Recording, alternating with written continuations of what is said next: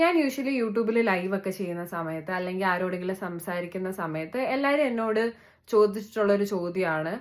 അതായത് മെറിൻ ഈ പ്രോഗ്രാംസ് ചെയ്യുന്ന ഒരു ഫീൽഡിൽ ഏകദേശം ഒരു 15 വർഷമായിട്ട് ഉണ്ട്. അപ്പോ മെറിനെ ഏറ്റവും കൂടുതൽ വിഷമപ്പെടുത്തിയിട്ടുള്ള ഒരു സംഭവം ഒന്ന് ഓർത്തെടുത്ത് പറയാമോ എന്നൊക്കെ ഇങ്ങനെ പലരും കാഷ്വൽ ആയിട്ടും ഒക്കെ ചോദിച്ചിട്ടുണ്ട്. അപ്പം ആ ചോദിക്കുന്ന മൊമെന്റിൽ ചിലപ്പോൾ എനിക്ക് അങ്ങനെ ഓർത്തെടുത്തിട്ട് പറയാനൊന്നും പറ്റില്ല. ഞാൻ നേരത്തെ പറഞ്ഞില്ല, ഇത്രയും നാളായിട്ട് ഇത് ചെയ്യുന്നുണ്ട്. അപ്പോ ഞാൻ പക്ഷെ ഇരുന്ന് ആലോചിക്കും, നമുക്കിങ്ങനെ വിഷമപ്പെടുത്തിയിട്ടുള്ള ഒരു സംഭവം പറയാമെന്ന് പറഞ്ഞാൽ അതെന്തായിരിക്കും എന്നെ കൂടുതൽ വിഷമപ്പെടുത്തിയിട്ടുള്ളത്. അപ്പം അങ്ങനെ ഇരുന്നപ്പോഴാണ് അതെന്റെ മനസ്സിലേക്ക് വന്നത്. കാരണം നമ്മളത് മനഃപൂർവ്വം മറന്നു കളയാം എന്ന് വിചാരിച്ച ഒരു കാര്യമാണ്. പക്ഷെ അതിപ്പോ ഓർത്തപ്പോൾ എനിക്കത് പറയണം എന്ന് തോന്നി. അത് പറയേണ്ടത് എനിക്കല്ലെങ്കിൽ മറ്റൊരാൾക്ക് അത് ഉപകാരപ്പെടും എന്ന് എനിക്ക് തോന്നി. അപ്പം ഞാൻ നിങ്ങളുടെ സ്വന്തം മെറിൻ, നിങ്ങൾ കണ്ടുകൊണ്ടിരിക്കുന്നത് എന്റെ സ്വന്തം യൂട്യൂബ് ചാനൽ. അപ്പൊ ഈ സംഭവം നടക്കുന്നത് ഞാൻ 10ാം ക്ലാസ്സിൽ പഠിക്കുന്ന സമയത്താണ്. അപ്പോൾ എന്നെ ഒരു വ്യക്തി ആ വ്യക്തി എക്സ് എന്ന് നമുക്ക് വേണമെങ്കിൽ വിളിക്കാം. അപ്പൊ ഈ എക്സ് എന്നെ ഒരു മാർത്തോമ കല്യാണത്തിന്റെ പ്രോഗ്രാമിന് വിളിച്ചു. അപ്പൊ ആ സമയത്ത് ഞാൻ കൊയർ പ്രോഗ്രാംസും ചെയ്യും, റിസപ്ഷൻ പ്രോഗ്രാംസും ചെയ്യും. അതായത് വെഡ്ഡിങ് കഴിഞ്ഞിട്ട് അതിനോട് ചേർന്ന് വരുന്ന റിസപ്ഷന്റെ അതിന് ഞാൻ പ്രോഗ്രാംസ് ചെയ്യുന്നത്, അതാണ് മെയിൻ ആയിട്ട് ചെയ്യുന്നത്. പക്ഷെ ഈ എക്സ് തന്നെ എന്നെ ഇതിനു മുന്നേ ഈ മാർത്തോമ സഭയിലെ കല്യാണത്തിന് കൊയർ ചെയ്യിപ്പിച്ചിട്ടുണ്ട്. അപ്പം വി നോ ഈച്ച് അതർ. അപ്പൊ ഇദ്ദേഹം വിളിക്കുമ്പം തന്നെ ഞാൻ കൺഫേം ചെയ്യുന്നുണ്ട് രണ്ടും ഉണ്ടോ. അതെനിക്ക് രണ്ടും ഒരുമിച്ചുണ്ടെങ്കിലേ പോകൂ, അങ്ങനെ ഒരു കണ്ടീഷൻ വെച്ചിട്ടല്ല. അതായത് ഇപ്പോൾ എനിക്ക് റിസപ്ഷൻ പ്രോഗ്രാം മാത്രമേ ഉള്ളെങ്കിൽ എനിക്കുള്ള ബെനിഫിറ്റ് എന്ന് പറഞ്ഞാൽ ആ ടൈം ആകുമ്പോഴേക്കും ചെന്നാൽ മതി, പിന്നെ അതിന്റെ കോസ്റ്റ്യൂം ഇട്ടിട്ട് പോയാൽ മതി. ഇനി അതല്ല, എനിക്കിത് രണ്ടും കൂടെ ഉണ്ടെങ്കിൽ രാവിലെ പോവണം, പിന്നെ കൊയറിന് ഒരു യൂണിഫോം ആയിരിക്കും, ആ ഡ്രസ്സ് ഇട്ടിട്ട് പോകണം, പിന്നെ റിസപ്ഷൻ ആകുമ്പോഴേക്ക് നമ്മൾ അത് മാറ്റണം, കാരണം ആ അറ്റയർ ഇതിന് മാച്ച് ആവില്ല. അത് പ്രോഗ്രാമിന് പോകുന്നവർക്ക് അറിയാലോ. അപ്പം അതുകൊണ്ട് അത് മാറ്റണം. അപ്പൊ ഇത് എല്ലാം കൂടെ കരുതിയിട്ടേ എനിക്ക് പോകാൻ പറ്റുള്ളൂ. അപ്പൊ ഇദ്ദേഹം എന്നോട് പ്രോഗ്രാം പറയുമ്പോൾ തന്നെ ഞാൻ ഇത് കൺഫേം ചെയ്യുന്നുണ്ട്, രണ്ടും ഉണ്ടോ, എന്നിട്ട് ഉണ്ടെങ്കിൽ ഡ്രസ്സ് ഏതാന്നൊന്ന് പറയണേ, ഇല്ലാത്ത കളറാണെ നമുക്കൊന്നില്ല അറേഞ്ച് ചെയ്യണം, അതെന്താന്ന് വെച്ചാൽ ചെയ്യണമല്ലോ.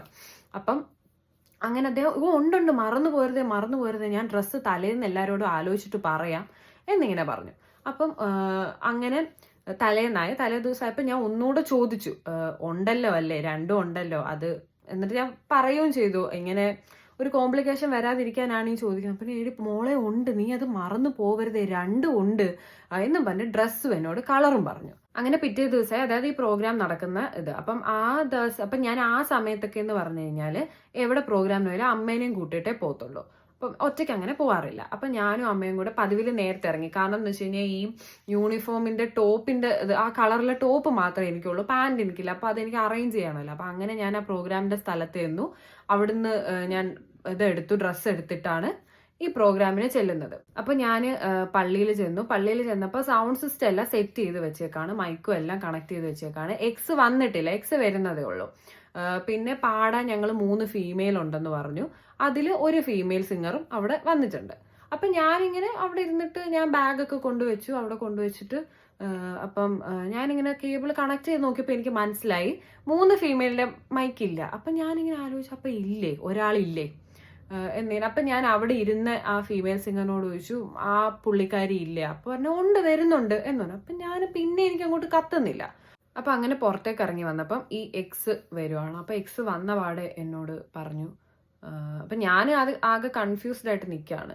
അപ്പം എക്സ് വന്ന പാടെ എന്നോട് പറഞ്ഞു, ഞാൻ 2 മൈക്ക് വെച്ചിട്ടുള്ളൂ, വേണമെങ്കിൽ നിന്നോ കൊയറിന് എന്ന് ഭയങ്കര ഇൻഡീസെന്റ് ആയിട്ട്, ഭയങ്കര ഹാർഷ് ആയിട്ട് എന്നോട് സംസാരിച്ചു. അപ്പൊ എനിക്ക് നല്ല വിഷമമായി. അപ്പൊ വിഷമമായെന്ന് വെച്ച് കഴിഞ്ഞാല് ഞാൻ അങ്ങോട്ട് ആവശ്യപ്പെട്ടിട്ടില്ല, പ്ലീസ് എന്നെ ഒന്ന് കൊയറിന് നിർത്തുമോ. എനിക്ക് അങ്ങനെ ഒരു നിർബന്ധമില്ല. ഞാൻ എത്രയോ പ്രോഗ്രാംസ് ചെയ്യുന്നു, അതിലൊന്നും ഞാനായിരിക്കത്തില്ല ചിലപ്പോൾ കൊയർ ചെയ്യുന്നത്. എനിക്ക് അങ്ങനെ ഒരു നിർബന്ധമില്ല. എന്നെ റിസപ്ഷന് വിളിച്ചാൽ ഞാൻ അതിന് പോകും, എന്നെ കൊയറിന് വിളിച്ചാൽ ഞാൻ അതിന് പോകും. ചില പ്രോഗ്രാമിന് ഞാൻ കൊയർ ചെയ്യുമ്പോൾ ചിലപ്പോൾ റിസപ്ഷൻ ചെയ്യുന്ന വേറെ ആരെങ്കിലും ആയിരിക്കും എന്നും പറഞ്ഞ് ഞാനത് എനിക്ക് ചെയ്യേണ്ടെന്ന് ഞാൻ പറഞ്ഞു വന്നിട്ടില്ല.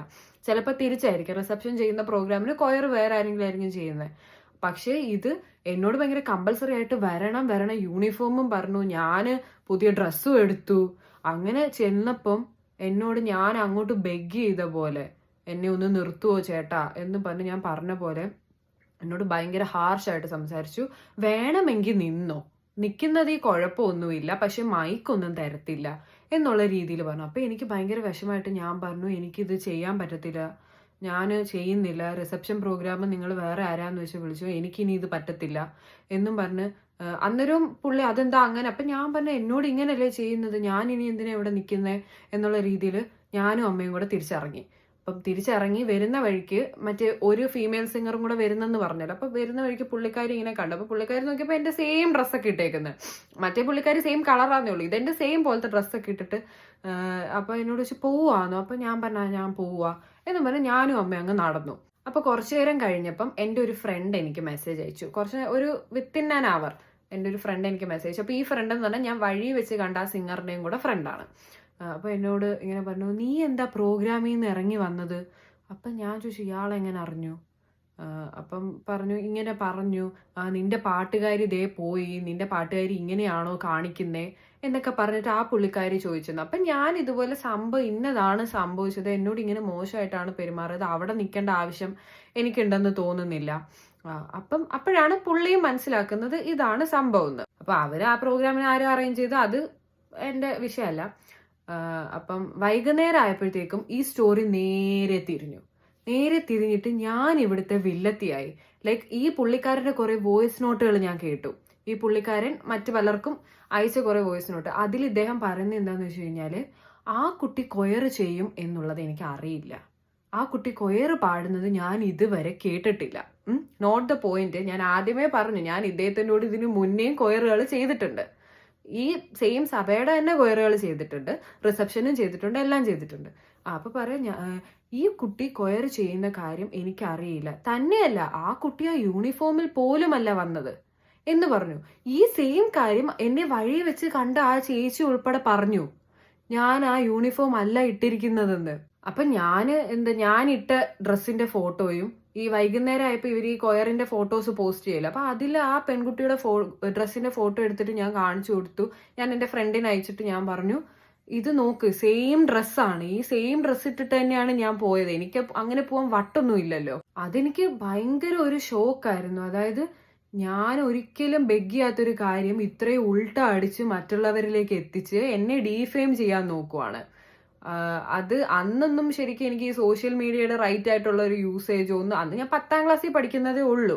അതും കൂടെ നിങ്ങൾ ആലോചിക്കണം, കാലഘട്ടവും വേറെയാണ്. ഇപ്പം 10ാം ക്ലാസ്സിൽ പഠിക്കുന്ന കുട്ടിയാണെങ്കിലും ഇതൊക്കെ ചെയ്യാവുന്നത് ഭയങ്കര ഈസിയാണ്. ഞാൻ 10ാം ക്ലാസ്സിൽ പഠിക്കുന്നു പറയുമ്പം പിന്നെയും ഒരു 5-6 വർഷങ്ങൾക്ക് മുന്നേ ഉള്ള കാര്യമാണ്. അപ്പം അന്ന് എത്രത്തോളം നമ്മൾ ഇതിനെപ്പറ്റിയുള്ള ബോധം ഉണ്ടെന്നുള്ളത് നിങ്ങൾക്ക് ഊഹിക്കാവുന്നതേ ഉള്ളൂ. അപ്പം അന്ന് എനിക്ക് ഇതിനെപ്പറ്റി ഒരു ആരോടും ഇതിന്റെ സത്യാവസ്ഥ അങ്ങോട്ട് പബ്ലിക്കായിട്ട് പറയാനൊന്നുമില്ല. ഇപ്പോഴെങ്ങാനായിരുന്നെങ്കിൽ പൊന്നു സുഹൃത്തെ ആ എക്സ് തീർന്നേനെ. അപ്പൊ ഈ ഒരു സംഭവത്തെ കുറിച്ച് ഓർക്കുമ്പോൾ എനിക്ക് ഇപ്പോഴും ആ ഒരു ഷോക്കാണ്. നമ്മളെ വെറുതെ ഉറങ്ങിക്കൊണ്ടിരുന്ന നമ്മളെ വിളിച്ച് ഇലയിട്ടിട്ട് സദ്യയില്ല, വേണമെങ്കിൽ നീ തിന്നോ, ആ ഒരു ആറ്റിറ്റ്യൂഡ്. നിനക്ക് വേണ്ടി ഇലയൊന്നും ഇടത്തില്ല, നീ വേണമെങ്കിൽ അവരുടെ കൂടിരുന്ന് അവരുടെ പാത്രത്തിൽ നിന്ന് വീഴുന്ന എച്ചിൽ വേണമെങ്കിൽ കഴിച്ചിട്ട് പോക്കോ എന്ന് പറയുന്ന ഒരു ആറ്റിറ്റ്യൂഡ്. ശരിക്കും ഇത് എല്ലാ എക്സുകൾക്കും ഒരു പാഠമായിരിക്കണം. ഇനിയത്തെ കാലത്ത് ഇതുപോലെ എക്സ് തരം കാണിച്ചു കഴിഞ്ഞാൽ നമ്മൾ വൈകൾ നോക്കി നിൽക്കില്ല, വൈകൾ നല്ല പണി കൊടുക്കും. പിന്നെ എക്സ് ഒരിക്കലും പാട്ട് പാടാൻ മൈക്ക് എടുക്കാത്ത രീതിയാകും.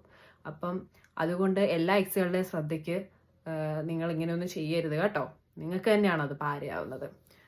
അപ്പം ഇത് അന്നത്തെ ആ ഒരു സാഹചര്യത്തിലാണ് ഞാൻ ഈ വീഡിയോ ഇടുന്നെങ്കിൽ എക്സ് എന്നൊന്നും ഞാൻ പറയത്തില്ല, ഞാൻ പേര് തന്നെ അങ്ങ് പറഞ്ഞേനെ.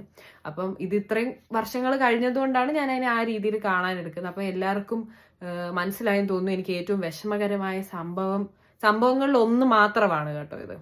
ഇതുപോലെ പലയിടത്തുനിന്നും പല അടികളും കിട്ടിയിട്ടുണ്ട്, അത് ഒരു കാര്യമില്ലാത്ത അടികൾ കിട്ടിയിട്ടുണ്ട്. കുറച്ചൊക്കെ ഞാൻ തിരിച്ചു കൊടുത്തിട്ടുമുണ്ട്, കുറച്ചൊക്കെ ഞാൻ അപ്പം തന്നെ പ്രതികരിച്ചിട്ടിട്ടുമുണ്ട്. അപ്പം ഇഷ്ടമായാൽ ലൈക്ക് ചെയ്യുക, നിങ്ങൾക്ക് എന്തെങ്കിലും അഭിപ്രായം പറയാനുണ്ടെങ്കിൽ കമൻറ്റ് ചെയ്യാം.